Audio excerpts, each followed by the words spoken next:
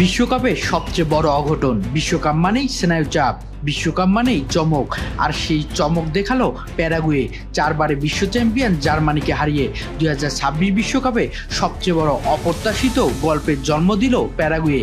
কিভাবে সম্ভব হলো এই অবিশ্বাস্য কীর্তি, চলুন জেনে নেওয়া যাক।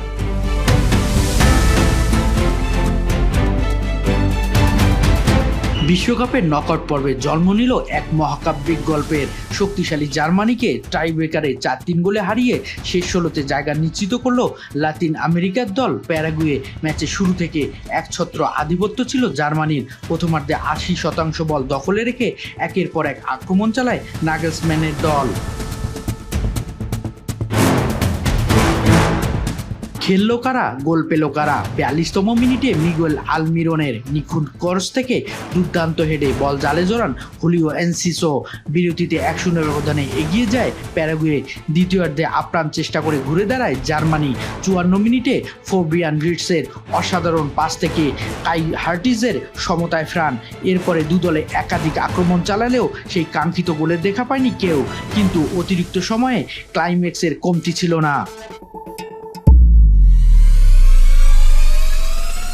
বিশ্ব চ্যাম্পিয়ন জার্মানির আক্রমণের চাপ সামলাতে অনেকটা হিমশিম খেয়েছিল লাতিন আমেরিকার এই দেশটি। কিন্তু দক্ষ গোলকিপারের অবিশ্বাস্য নিশ্চিত গোল ঠেকিয়ে যেন ম্যাচের নায়ক গুনে যান অরল্যান্ডো গিল। আর এই অতিমানবীয় সেভে ম্যাচের গড়ায় টাইব্রেকারে। আর সেখানেই ইতিহাস লেখেন প্যারাগুয়ে। প্রথম শট হাভার্টজের ঠেকিয়ে দিলে জার্মানকে স্নায়ুচাপে ফেলে দেয় প্যারাগুয়ের গোলরক্ষক গিল।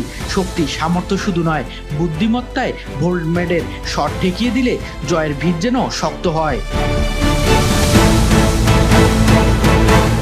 নাটকীয়তার ভরা ম্যাচে শুট আউটে শেষ পর্যন্ত জোনাথনটা সাডেনডেতে বল উড়িয়ে মারলে সুযোগ পায় প্যারাগুয়ে। আর সেই সুযোগ হাতছাড়া করেননি হোসেন ক্যানালে। ঠান্ডা মাথায় বল জালে জড়িয়ে দিলে 4-3 ব্যবধানে সেই ঐতিহাসিক জয় ছিনিয়ে নেয়। পুরো ম্যাচে 73% বল, 21টি শট, সবই ছিল জার্মানির। কিন্তু শেষ হাসি হেসেছে প্যারাগুয়ে।